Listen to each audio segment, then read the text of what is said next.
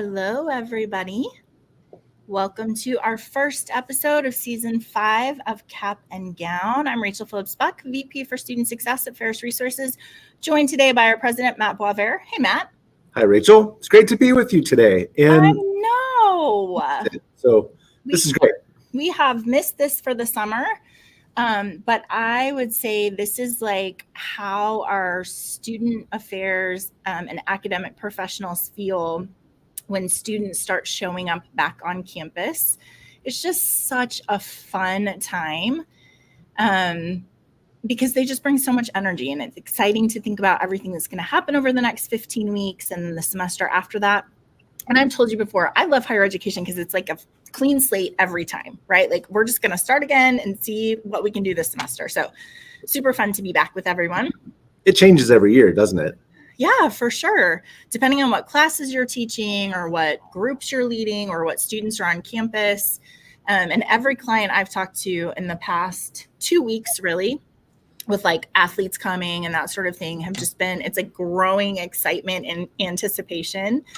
And then I really love in the last week when Rebecca and I are meeting with clients when they're late to our meetings. And we're like, hey, and they're like, I'm so sorry.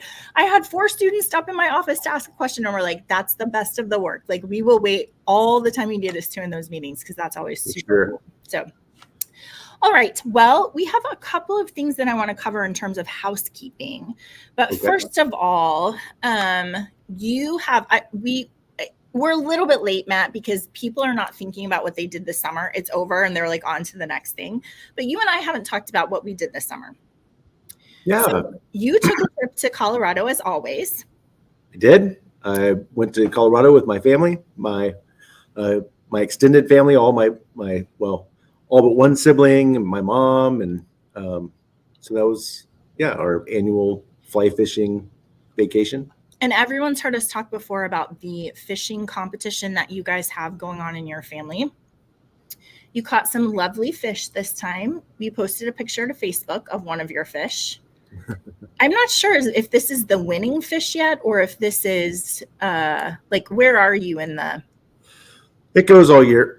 So from January 1st to December 31st, that year, the person who catches the largest, longest trout wins the family trophy.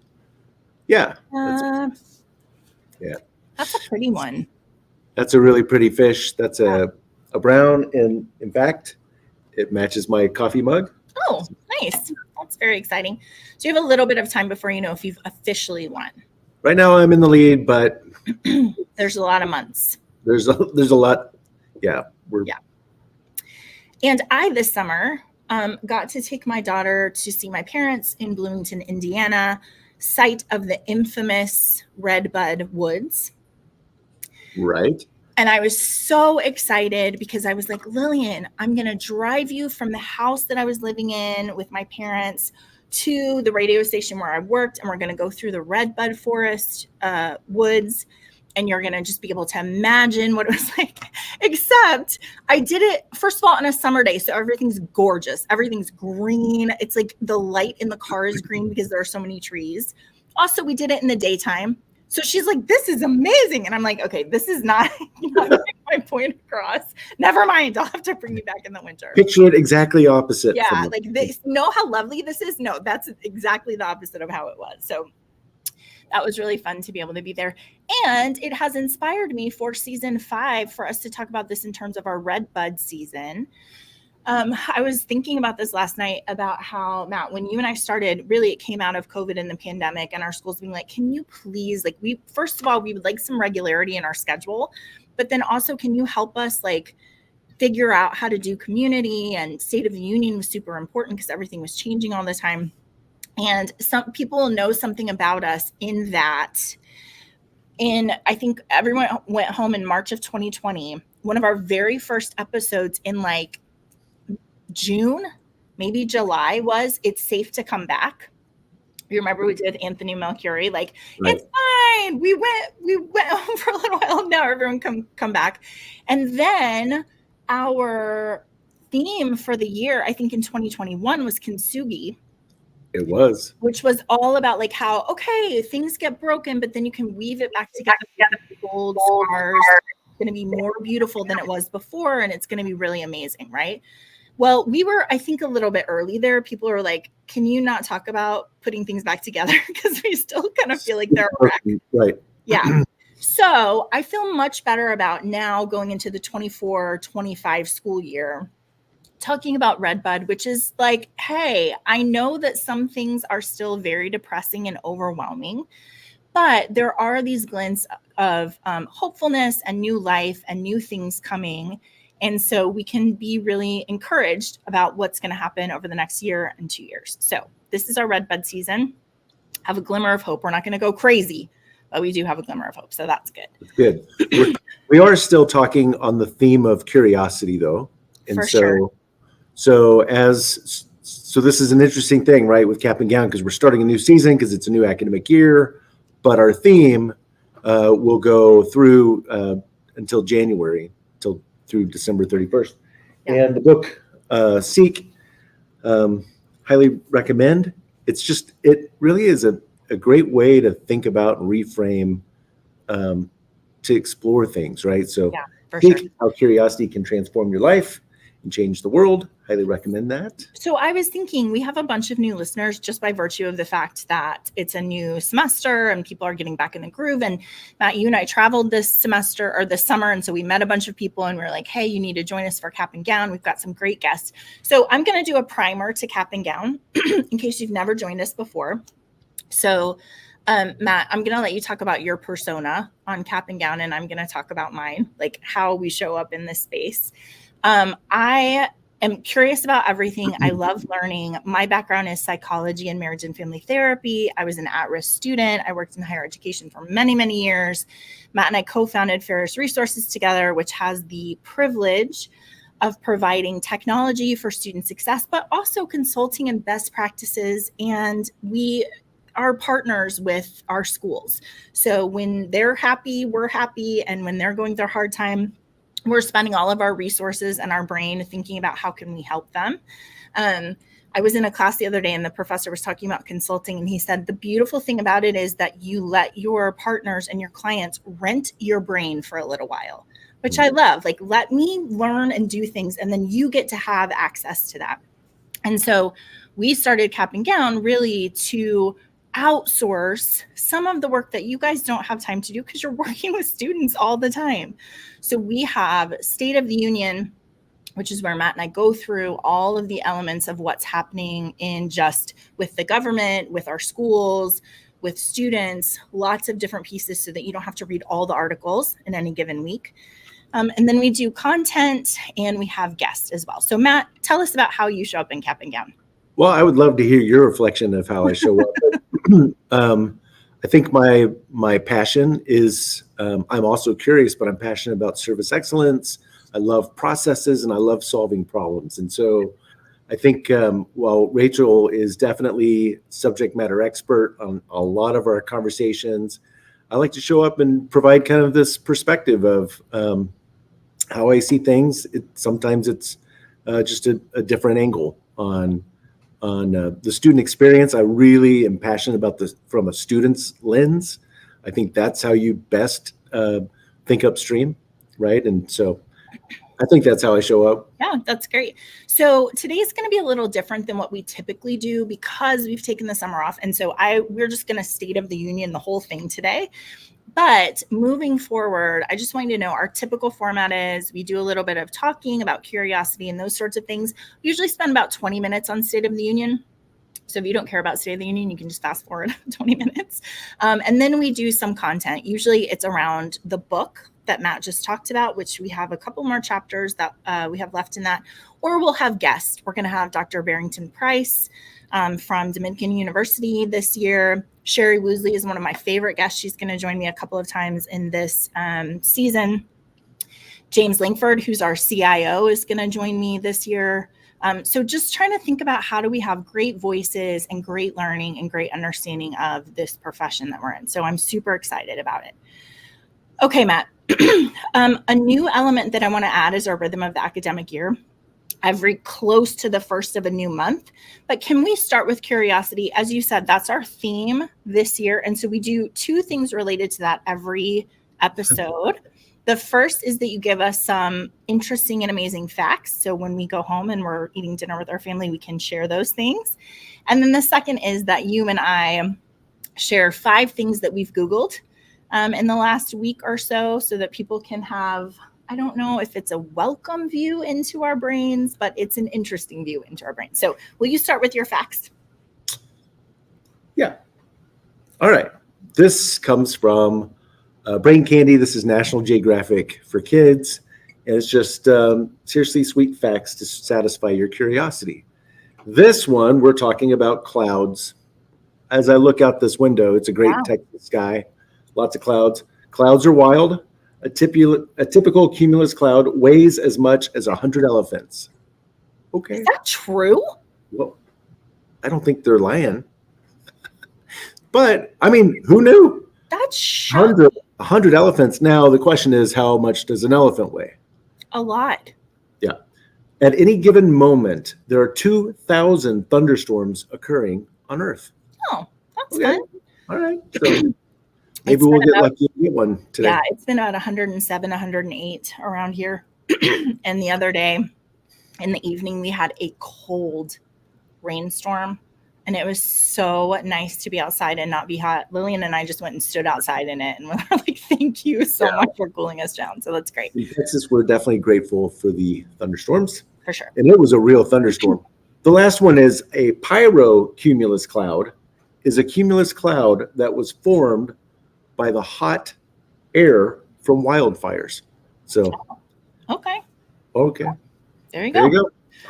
All right. Well, let me give you a peek into my brain. 5 Google searches from the last week or so. So I had to go back kind of far for these, but number 1, can you guess that I have a student in 7th grade when I tell you my latest Google search was the scientific definition of a solution and also of a mixture?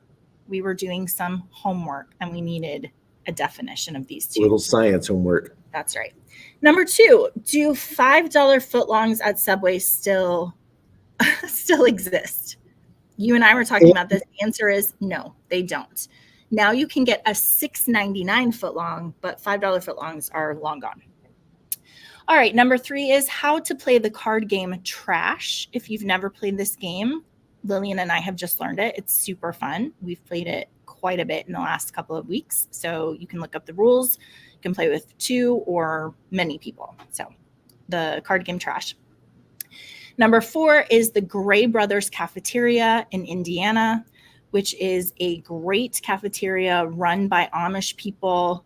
It's between Indianapolis and Bloomington, which means you can stop on the way to my parents' house from the airport. Matt, you and I share an affinity for cafeteria food. Not like cafeteria food, but like cafeterias, right? Is that fair? Sure. Don't say that. What's your favorite cafeteria? Yes. Matt has very fond memories that I've heard many times of going to the cafeteria with his mom. So you just have to think of like, not like Luby's, but like a real cafeteria. Oh, you see, I told you like cafeterias. Luby's is on your list. Yes. All right. And then number 5 is a nightmare story about a bobbit worm. If you don't know what a bobbit worm is, look it up. They're these terrifying alien creatures that live in rocks that people get the rocks and put them in their aquariums. And then these bobbit worms live in the rocks and then they only come out at night and they start eating people's fish. And people are like, where did my fish go? And everyone's like, I'm afraid you have a bobbit worm. And then it's like a nightmare to get rid of them. So you just need to look up bobbit worm and then run for your life. It's terrifying. There's a peek into my brain. What? Okay. I mean, I just want to know how you came across this bobbit worm. Like, it's a long story. Okay. All right. What's on your list? All right. Well, this is going to tell you a lot as I'm looking at these because you'll find a similar theme. Number 1, I had to look up where the 5th metatarsal is. Uh-oh. Because a Dallas Cowboy cornerback broke his and he's going to have surgery. Related, I Googled Chad Hutchinson, which if you're a Dallas Cowboys fan, you might remember this guy was a quarterback that the Cowboys really overpaid. This is pre Tony Romo. I had to be reminded of just how bad that was. What happened to Boston Market? I had to get to that. I really wanted to hear that story. It's really sad because they're going through some, again, difficult times. Rachel, they're down to like a handful, 30 stores or something. Can you believe that? I mean, that's crazy. It'd be great. Mark Bavaro. So another football player. And then my last one is Happy Ears earplugs. Oh. And so it's great. There you go. Yeah, a lot of Cowboy stuff that I don't care about. But other than that, super interesting.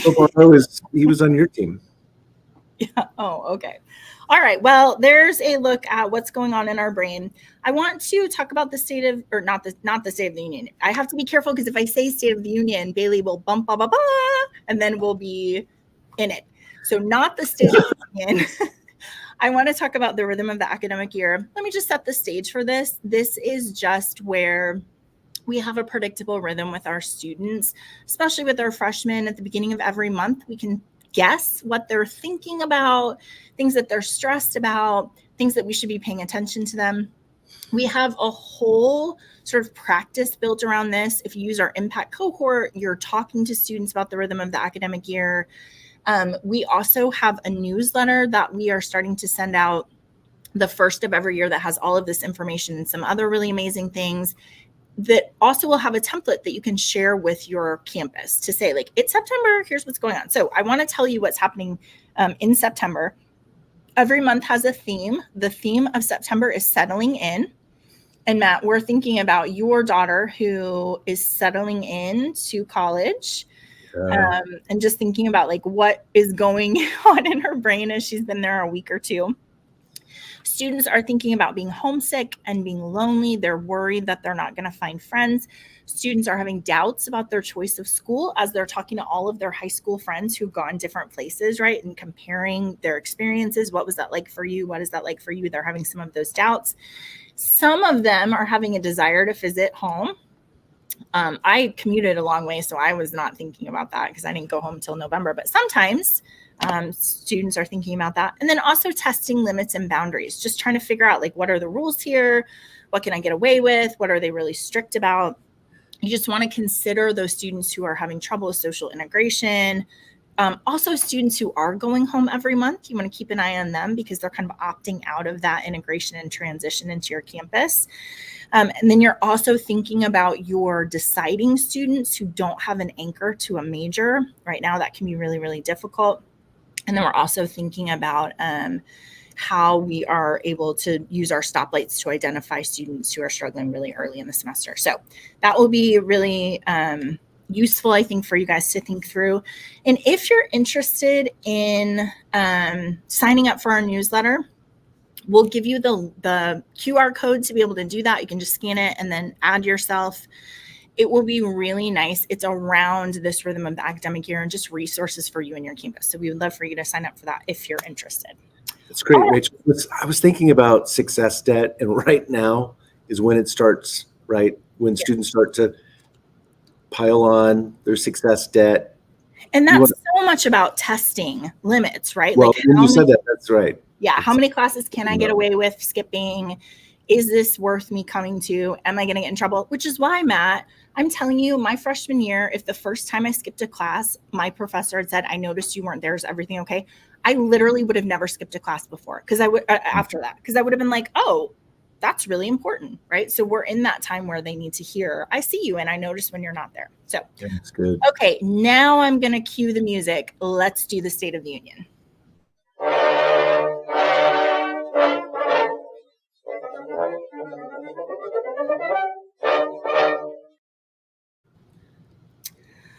All right, so the bulk of our time that we have left, we're going to do State of the Union. And I'm just going to tell you, Matt, I had a hard time because, first of all, I'm trying to cover everything that's happened from May until August, which, wow, that's like a long time. Also, a lot of stuff has happened, and a lot of it is very complicated and confusing. So I have some really big rocks that we've been talking about forever. I just need to catch everybody up because since we've started our new school year, we have a lot of things like FAFSA, like Title IX, like NIL. There's a lot of things that have started August 1st, basically, that we need to figure out. So we're going to do all of that stuff first, because when you're walking across campus, I want you to be like, yes, I do know what's going on with Title IX. I want you to know that you should be sending flowers to your financial aid counselors and all of those like intricacies of being a professional in higher ed. But also at the end, we'll talk about some fun things and some things just to consider as the students are on your campus. Anything you want to add to that? No, it was fascinating over the summer to hear about the things that our schools were worried about, right? And so right now is that time where it kind of starts to play out, come to light. And so, yeah, I mean, all of these are just super important topics. And I appreciate what you were saying about just the number of articles that have come out, whether it's inside higher ed or on each of these topics. So yeah, for sure. A lot happening. Okay. So let's start with our favorite, FAFSA. Yeah. We've been talking about this for a really long time. I don't think that anyone's confused or doesn't know about what's been happening in terms of like the botched rollout, schools really being stressed because they can't do their budgets, students being stressed out because they don't know how much money they're going to get. So let's just do updates, assuming that you have the history of what we've talked about before with FAFSA. One really big piece that I don't think a lot of people are talking about is that current students are really feeling the FAFSA problem as well. So it used to be that if you'd already applied for the FAFSA, it was almost like a rubber stamp to reapply. So you're like, yeah, everything's the same. Can you just keep doing what you're doing? And they'd be like, yep, you still have the same aid. Unless things had like changed monumentally, you were good to go. Yeah. Well, let me remind you that the majority of students who are filling out the FAFSA are continuing students. So you have a class of like 17 million students who are filling out FAFSAs in order to start college, but then you have everybody else who's in college who also is having to fill that out. And it's not easy for that population. So they're having to meet with financial aid counselors. They're having to go through again. It used to be much more simple than it is. And so also, we don't have a lot of national data on current students who are filling out FAFSAs. Like, what is the completion rate? We just don't have a lot of data, because before it was like, yeah, if they filled it out, they're good to go. They pretty much understand it. So you have a lot of students who, even now as you're starting classes, don't have an idea of whether or not the aid they got before is going to continue or what they need to do in order to be successful. In this article in Inside Higher Ed, it says, this is terrible. So this says, the student is talking about having trouble completing the FAFSA. He said, finally, after his cousin discovered a workaround that sounds like a video game cheat, which this is, remember, in December when it went out, it was super glitchy and like no one could sign up for it, whatever. The cheat is at step 3, you go back to the first step and then click the forward button 3 times as fast as you can. And then you're able to submit what you need to. So these are the kinds of games that the students are trying to figure out in order to apply. And so we just want to like keep in mind that we have these current students who are really struggling. Also, like yeah. Well, you reminded me, it's the up, down, left, right, Mario. BABA. Yeah. Yes, exactly. Wow. I was trying to explain that to my daughter, and she's like, I don't know what you're trying to tell me. It's crazy. Also, I think because of some of the FAFSA, we'll call them kindly hiccups, there was a study released by Sallie Mae and a market research company that says more families are borrowing money in order to cover college education. Almost half of families, 49%, reported borrowing this year compared to 41% last year. Loans covered about 23% of family college costs for this year, as opposed to 19% the previous year. This is fascinating to me. Only 40% of families said they discussed who would pay back the loans, which I'm the same way. Like when I went to college, my parents weren't like, and these are yours, or we will take care of this. It was just like, you need this money to go to college. We'll eventually figure it out. And then the last one that I think is really interesting is almost half of students said they believe their federal loans will be forgiven. So there's some correlation causation there, right? Like we don't know what we're getting for FAFSA. Maybe these loans will be forgiven. Maybe that's a good step forward. And then the last thing I want to say about FAFSA is moving forward. So I'm going to try to not be snarky about this now, but I'm having a very hard time. Okay, so it was supposed to roll out in October. They couldn't do it. They rolled out in December. It was super glitchy. Didn't actually roll it out until way later. Everything's a wreck, right? So now they're like, hey, we have a good idea. 5 years after we've been in charge of making the FAFSA easier, we think what we should do is maybe do a phased approach where instead of opening it for everyone in October, like we should have done last year and it couldn't, we're going to open it for a couple of schools and maybe 100 people before October and test it. And then we'll open it in December for everybody. And they're like, we're hoping that this means that we're able to test the system and address any bugs before opening it to the 17 million students who need to get it done. This is after 5 years of work on this, which I think just helps us to understand what a wreck it was last year, right? For sure. You've taken a whole year in addition, and you're still like, yeah, we don't know. We still have to do testing. They're like, we want it to be as stable and user-friendly as possible so that students can complete the application quickly and take the first and most important step towards college affordability. So the problem with this is that 50% of students historically have completed the FAFSA by January 1st.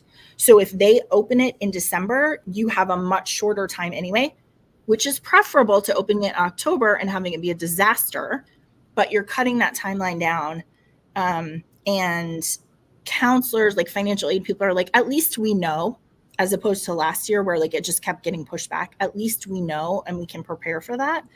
But the Representative Virginia Fox, who's the North Carolina Republican of the House Education Committee, was like, needing another delay to fix issues for the second consecutive year reveals another layer of the department's mismanagement of the FAFSA for the past 4 years.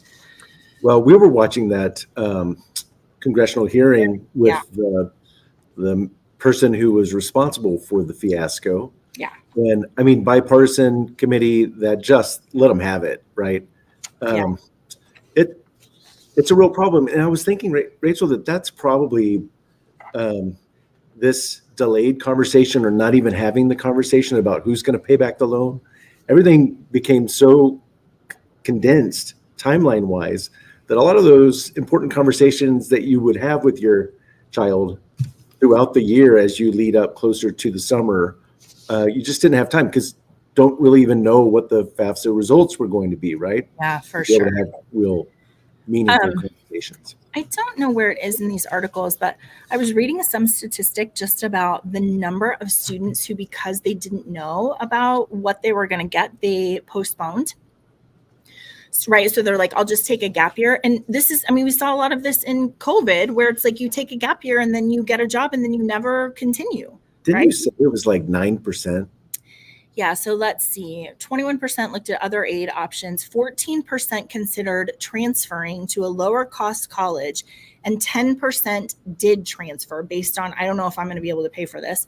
Some 11% considered leaving college or taking a pause, and 9% did so. So 9% of our students were like, I don't know what's going on. I'm just going to stop and we'll see what happens. So see, I was listening to you. Yeah, for sure. That's hard to recoup. It's hard to get them back in the stream, right? For sure. Okay, well, only second to FAFSA as our favorite topic is Title IX. This is very confusing. So I'm going to do my best, but it is very confusing because it is not the same based on your campus, your state. I think just those two things. So it's not like I can be like, here's what's going on with Title IX. It's like very haphazard depending on what's happening, where you are, and what your school and state are. So technically, Biden's Title IX rule was supposed to go into effect August 1st. And this had a lot of stuff rolled into it. It was like support for pregnant women. There was some stuff about accommodations. There were things about LGBTQ, I think it's plus, maybe AI plus. in there. There's just a lot of stuff packed into these regulations. And the idea about the regulations, of course, is that colleges that don't comply can face a civil rights investigation or lose their federal funding. So everyone's really like, we want to make sure we understand what the regulations are, what's going on, what we need to do. Well, there is no clear path forward because 26 different states and about 600 colleges in states that didn't object have issued an injunction that was passed through the 11th Circuit Court of Appeals a couple of weeks ago. So what that means then is that if you're in one of those states where there's an injunction, or one of these schools that independently offered or put up a lawsuit, you are still under the 2020 requirements for Title IX. So half of the country is under 2020. Half of the country states have accepted the 2024.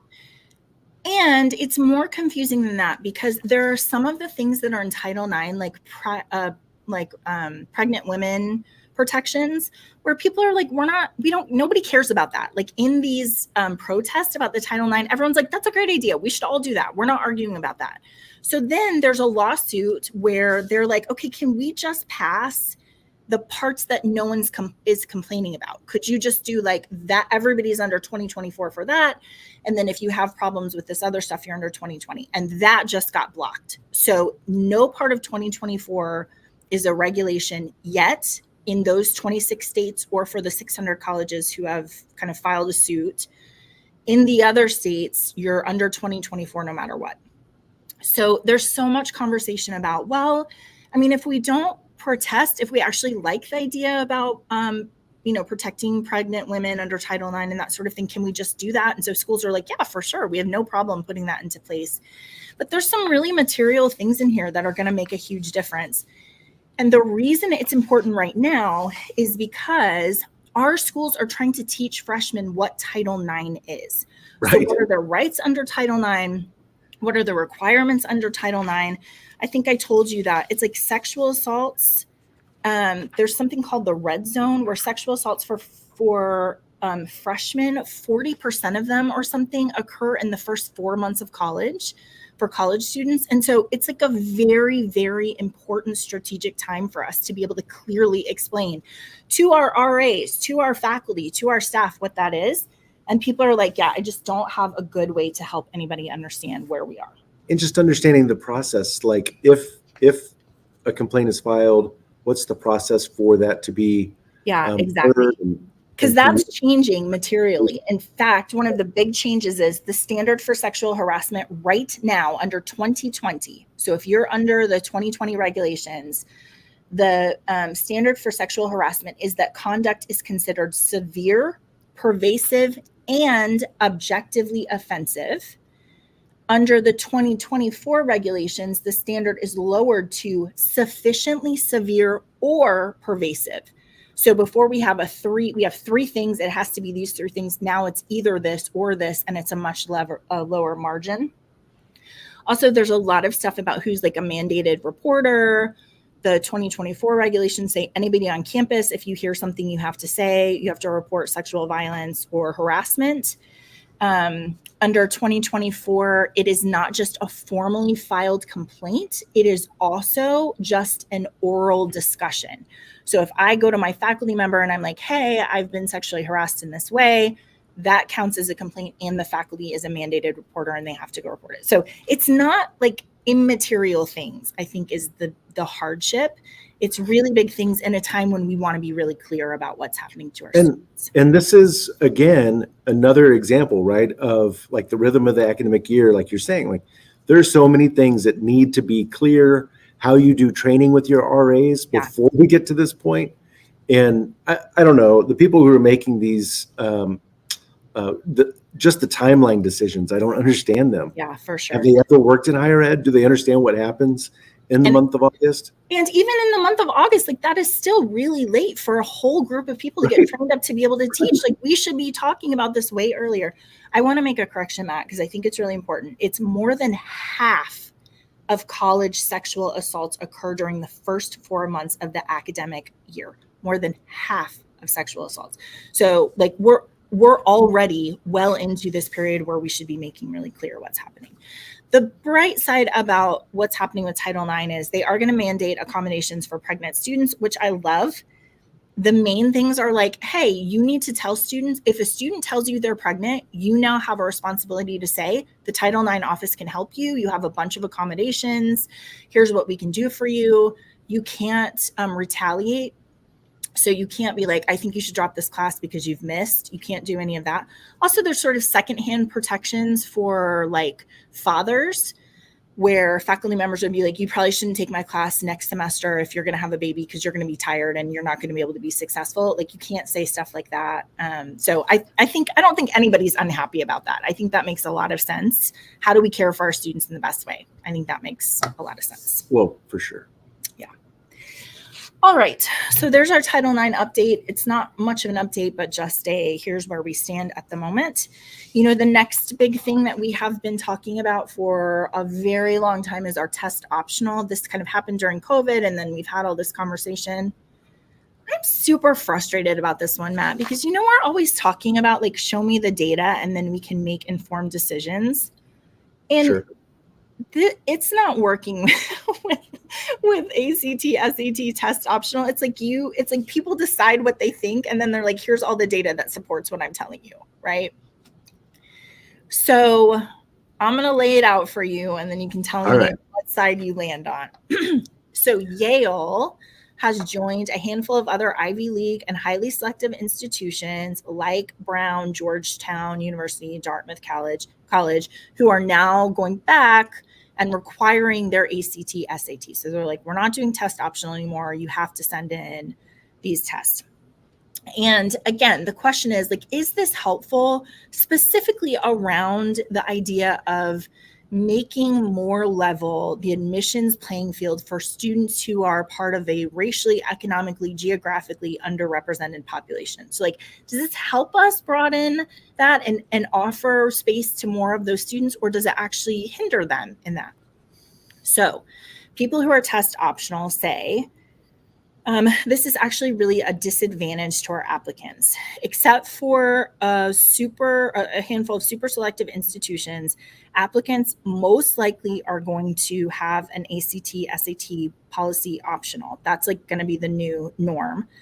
1,900 institutions that offer bachelor degrees have extended their test optional or test free policies. So one is you can submit it if you want to. The other is we're not even going to look at it, so don't submit it. And then 1,700 students have those policies with no expiration date. So some of them are like, we'll do it for the 2025 year. Some of them are like, forget it, we're not going to do tests, right? Okay. All right. If you are pro-test, we want you to submit your test. The arguments are, first of all, they help us better establish whether a student is academically prepared for college level work. So if a student is attending a high school that has fewer academic resources and college preparatory courses, if they take the test, you're able to find high achieving, less advantaged applicants. So maybe I'm an FTF 0. I didn't have APA classes. I didn't take community classes, that sort of thing, but I've done really well on my test. And students who are coming from high schools where average SATs are relatively low, but they score well compared to their peers, they have a much better chance of being successful in college, right? Because even though they don't have all of those advantages, we're like, here, look, they are academically prepared to be able to be successful. So trying to find that, like trying to use that as a predictive power. There was a study out of Opportunity Insights, which is at Harvard, that says if students with higher exam scores are admitted, they're more likely to have higher GPAs in college than those with lower scores, and that high school GPAs actually do a terrible job of predicting academic success in college. So you remember when this first happened, we're like, well, you have to find a surrogate. The surrogate could be, for example, your high school GPA. And then it's like, yeah, but different high schools do different things. Did you do online learning, right? Right. And when we get into our Spark analytics, you can actually look at by school district, right? So a 3.5 out of 4 high school GPA in this school district means this, and in this school district it means this. Like, how but do you even weight within it? that school district, depends on the school they went to. Yeah. I have a really good friend. He's a doctor now. He had probably a 2.3 high school GPA and got a 33 on his ACT. Yeah. And what that did for him, he was bored. So his high school GPA wasn't helping him. But what's interesting is the ACT. There's some correlation with your ACT score matching up with your MCAT score, so you can go to medical school. So that's kind of on the pro test side. Yeah. Well, there also a lot of argument about, I think with all of this, Title IX, FAFSA, I think with all of this, the argument is like, it has to be consistent. We can't be like, half of you do this and half of you do this, and maybe if you can do this. There's a great quote in here that says, test optional admissions makes the already bewildering college application process even more complex, and complexity tends to harm people who are disadvantaged. So when we think about all the hoops you have to jump through in order to go to college, one less thing is advantageous to the student, right? It then maybe makes it so you would apply to a school that you normally wouldn't apply to. So I understand what they're saying. Test optional, there's a study that found that test optional cohorts at Brown, Dartmouth, and Yale actually had higher shares of incoming first-year students who were eligible for need-based aid. Some colleges have had striking success, garnering a large number of applicants and a more diverse applicant pool. However, others have only seen moderate outcomes. In general, there does seem to be a positive effect of attracting applicants, including those from underrepresented backgrounds, since test optional policies seem to remove one major barrier for students. Which, okay, but this is about applicants, not retention and success, right?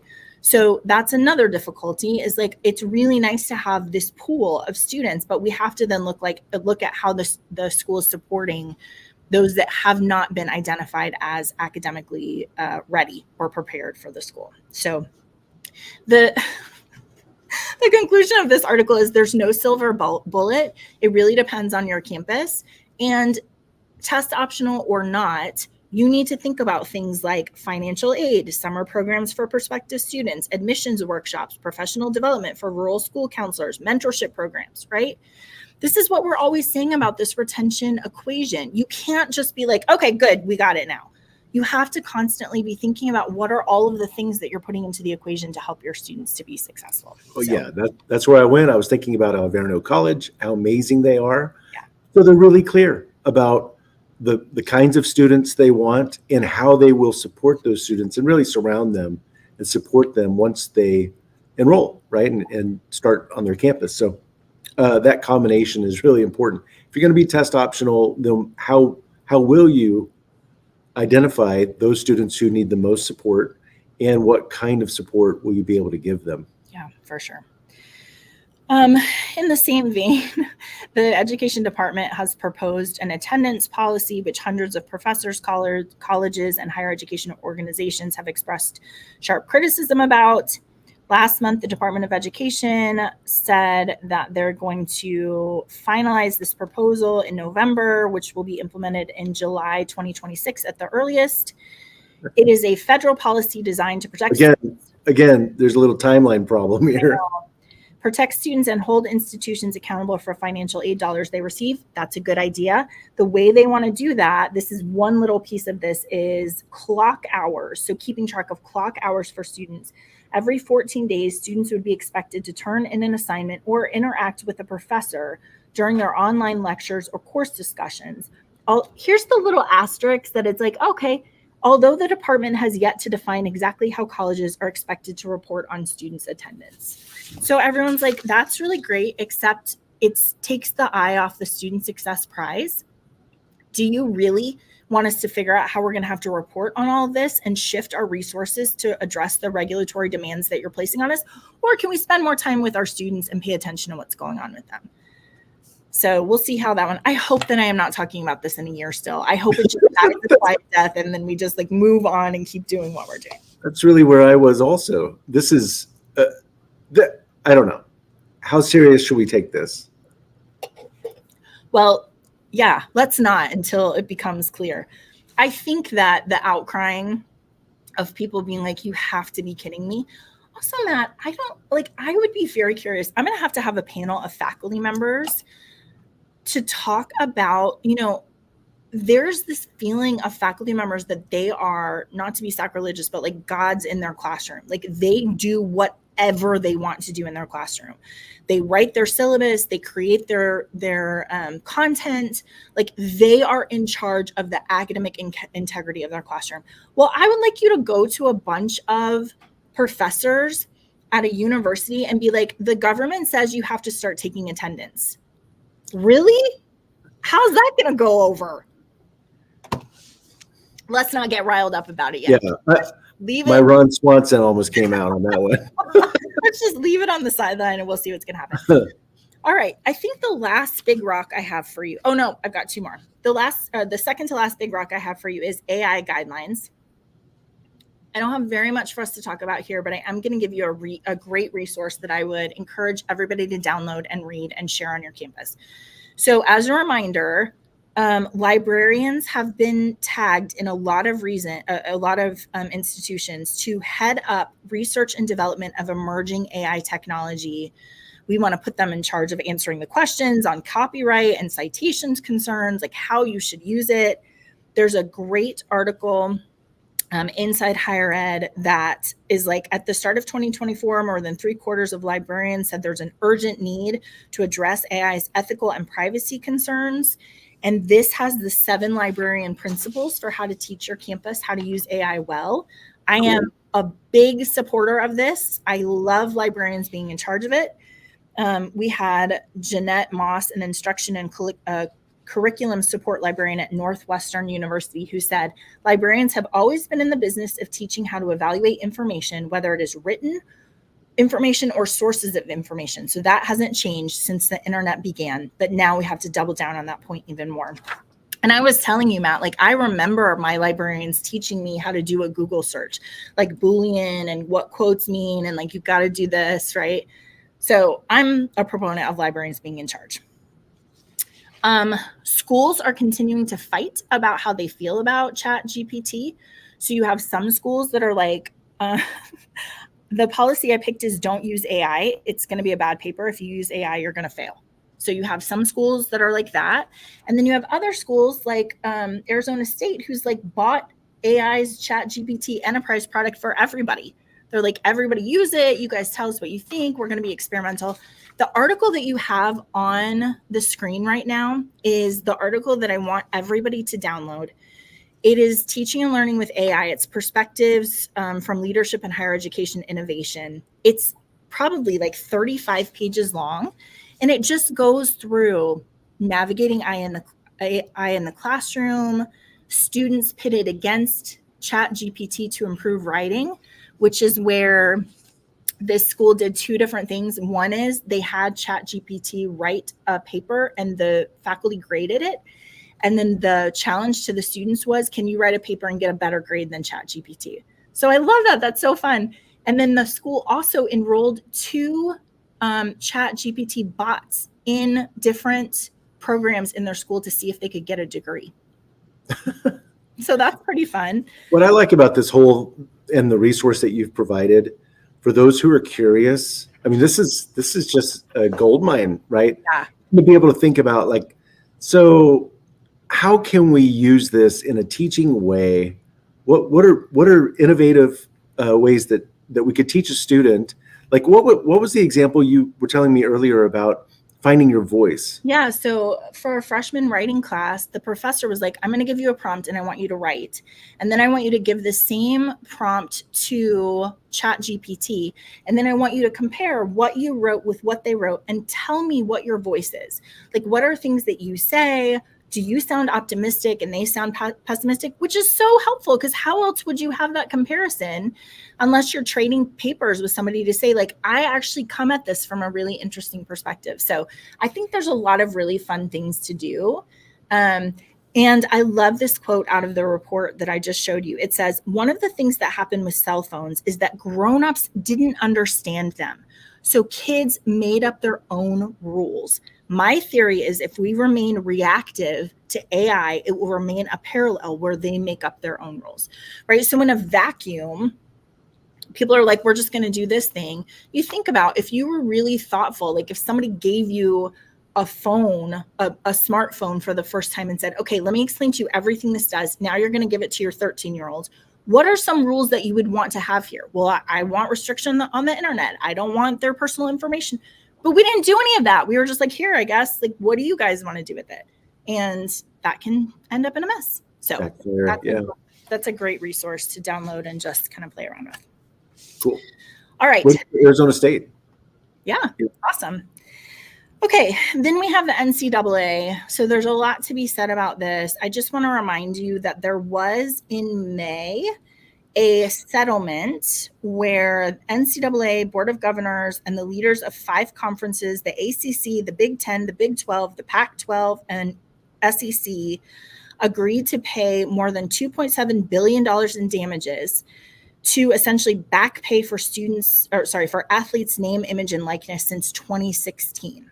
So the NCAA is going to cover more than $1 billion of that. And then the 5 conferences are going to pay the rest over 10 years. So that happened in May. The thing about that settlement is it avoided a courtroom loss for the sports powers that legal estimates. Sorry, let's start again. It avoided a settlement. I've lost my mind. What are you trying to say, Rachel? It's super complicated. Third time. Are you ready? Yeah. The settlement avoided a potential courtroom loss for sports powers that legal experts have estimated at between $4 billion and $20 billion, right? So they agreed to pay $2.7 billion to avoid maybe having to pay between $4 and $20 billion. So that's really interesting because then they're trying to figure out, in addition to what's happening with that and all of the rules about NIL, you have layered on top of that our old friend Title IX, which talks about how you distribute funds based on gender for athletics, right? So if you have to pay NIL and you have a salary cap of like, we have this much money to be able to pay our student athletes, how do you distribute that and still keep in the regulations of Title IX? We only have scholarships or we only have money for this many football students, but then we have to give the same amount to our volleyball students. It's just very, very complicated all of a sudden for athletics directors. And you add on to that how you're going to raise money, right? So like, okay, well, we have this much money, but now can I go find a booster or somebody else who's going to sponsor this athlete so they're not coming out of my salary cap, right? So now talk about it's getting so complicated. I was talking to a friend of mine who has worked in college athletics for a long time, and one of our good friends is an athletic director, and he was saying it's so different now. Like, so much has changed that these college students, incoming college athletes, have agents now. Yeah. And like we're not able to even really talk to the student athlete about their, anything because they have an agent. We have to go through that. Yeah, for sure. It's pretty crazy. Add to that in July, the U.S. Appeals Court in Philadelphia ruled against the NCAA by saying they were like, hey, college athletes whose efforts primarily benefit their schools may qualify as employees and deserve pay under federal wage and hour laws. So the NCAA was really fighting against that. I think a lot of people honestly were really fighting against that. But it was a unanimous opinion where they said a 3-judge panel declared a test should be developed to differentiate between students who play college sports for fun and those whose effort crosses the legal line into work. So the lawyer for the athletes was saying students are employees in work-study programs and athletes meet the same criteria.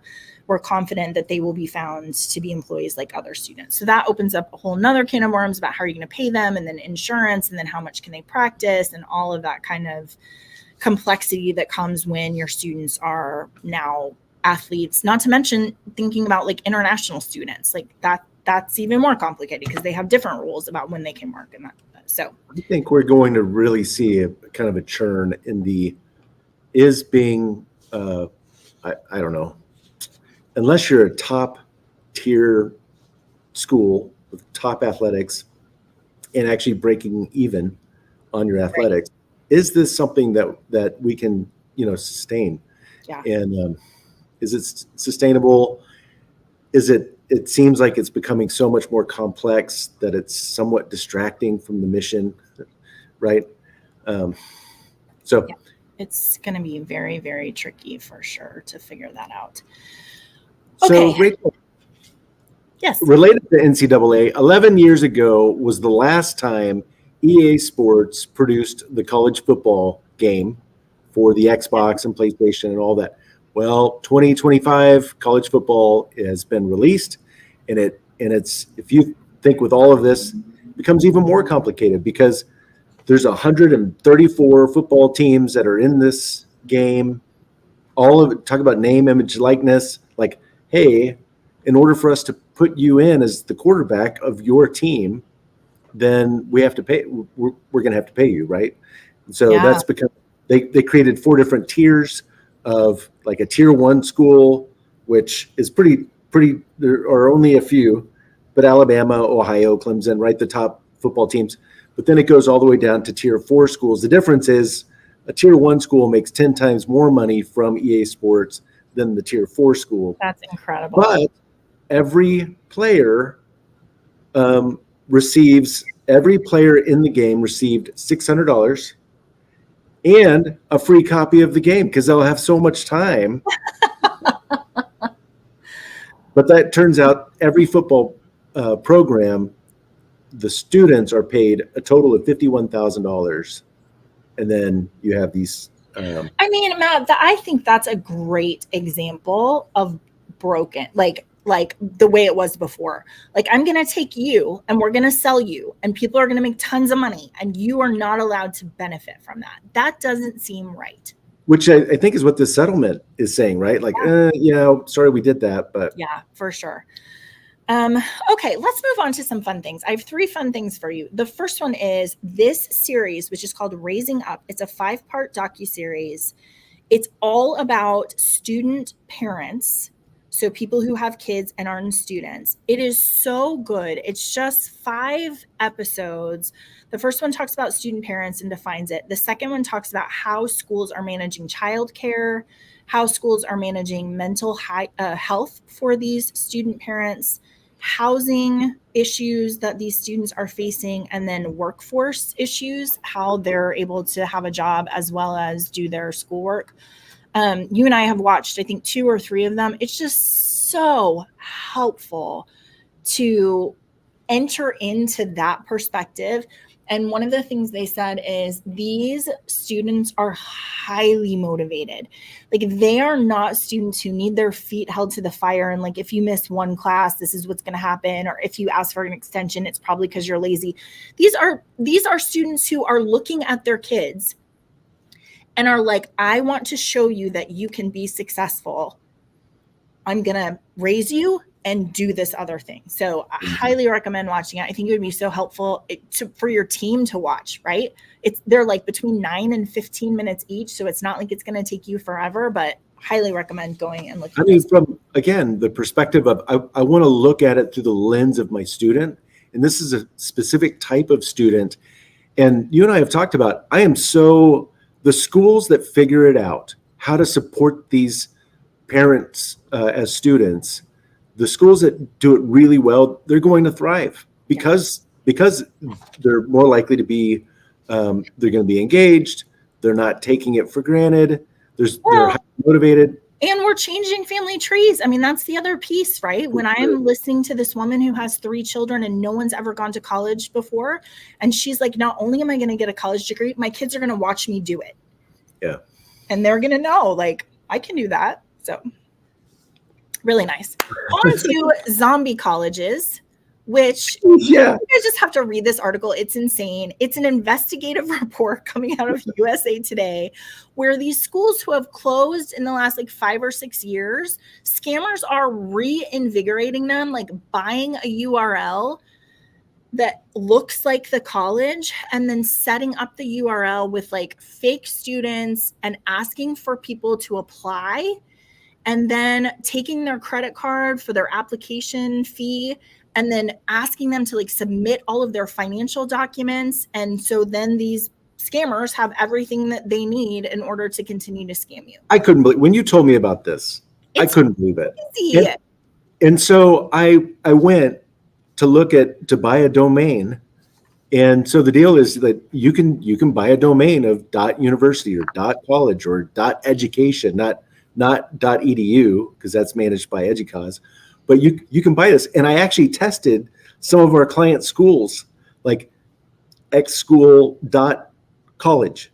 And it was available for, I could buy it right now for $1.99 this first year and set up a fake application. All of those things. It's crazy. Town. So, and like all scamming things, they're like, you need to pay attention to, is it .edu or education?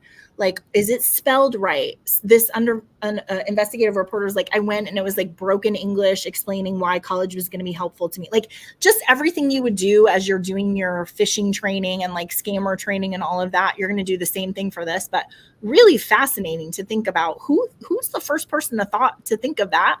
Yeah. And then how much money are they making? Crazy. Okay. The last one is a resource I have for you. I love it. It's an essay. It's called Advice for Students So They Don't Sound Silly in Emails. It's a link. So we have the QR code here. I would just capture this and I would use it for any of your FYE classes. I think it's genius. I'm just going to send this to my daughter. Yeah. It starts with, Dear college student, if your professor has sent you a link to this page, 2 things are likely true. First, you probably send an email or digital correspondence that does not represent you in a way you would like to be represented.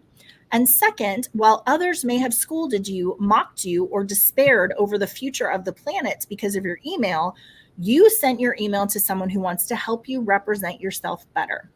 So then it's really short, but it just goes through like, hey, emails are not text messages or TikTok messages or Facebook messages or any of those kind of messages. They're a different thing. And so you need to make sure that you're following these rules and considering your audience. Use a clear subject line. The subject rhetoric analysis essay is better than a subject line that says, help. Use a salutation and signature. Instead of jumping right into your message or saying, hey, begin with a greeting like hello or good afternoon, and then address your professor by appropriate title and last name, like Professor Xavier, right? So then it just goes through all of them. Use standard punctuation. Do your part in solving what you need to solve. Instead of saying, what is our homework for tonight? Instead, write, I looked through the syllabus and course website for this weekend's assigned homework, but unfortunately, I was unable to locate it. Can you help me, right? Be aware of concerns about entitlement. So make sure you take responsibility. Don't say the printer broke. What can you do for me? Say like, hey, I didn't plan and give myself extra time. Can you help me? And then add a touch of humanity. This, I think, should be required reading in every U100 class, because now it's like saying email your professor, and then you look at the email that the student sent and you're like, never, you should never have sent that. If we're really wanting to craft student success programs, this has to go into it, and like how to effectively communicate. So I really like that resource, Rachel. I think the reason why, to me, this is really relevant for State of the Union is that when you think about these incoming college students and some of their experiences, right? So there was a lot of leeway given over the course of COVID and even since then. where they literally went through all of high school and had a lot of leeway, and they were informal in their communication, right? Sending remind messages to their teachers. And so, but here we are, and it's time to show up and be a professional and right have this different self-agency. So it's a great resource. Sure. And it reminds me of all of the things you and I were talking about. Like, we have to say to our freshmen, remember to wash your sheets, right? Remember to wash your towels. Remember to, like, all of the meta things that it's like, you should have gotten this information someplace, but maybe you didn't, and that's okay. And we can just have those conversations about, here's how you do these adulting things, because we need to teach you. Bailey was just saying she realized that students who are freshmen right now were in middle school during COVID. So, we're always talking about, like, what is the building block stuff that they missed? And probably writing professional communication is something that they didn't have an experience with. So, well, it reminds me of the article we did, I don't know when it was, a year ago, about just how sleeping can improve your GPA, right? So sure. What is the right amount of sleep? Hopefully Ella's paying attention to that one. All right, you guys, that is the semi-State of the Union. Next week, we have Sherry Woosley on. Her conversations with me are always so interesting. I think we're going to be talking about how to utilize your network to help you understand better what things are going on a campus and leverage that for your students so that you can get them connected in a lot of different ways. So basically relationship constellations. But we're so happy to spend time with you. Happy fall semester. Have a great day.